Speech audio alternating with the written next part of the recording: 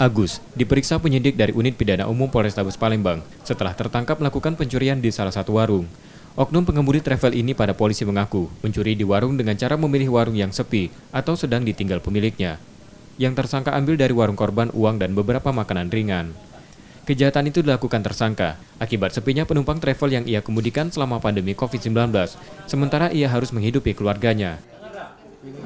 Notok pintu, tanya ini masuk, uangnya lagi tidur rupanya.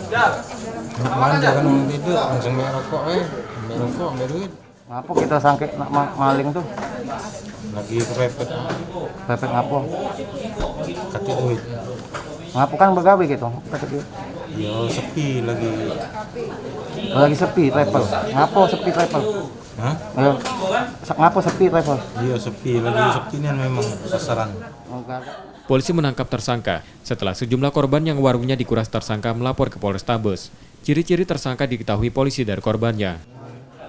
Pelaku melakukan pencurian di CKP, modusnya karena sepi, tidak ada orang lalu masuk ke dalam dan mengambil pokok serta uang.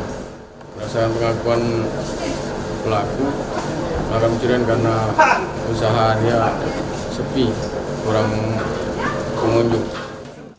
Akibat kejahatannya tersebut, tersangka bahkan tak dapat memenuhi kebutuhan keluarganya lagi karena harus ditahan di tahanan Polrestabes Palembang untuk proses hukumnya dan diancam hukuman 5 tahun penjara. Yudi Kiswanto, Kompas TV, Palembang.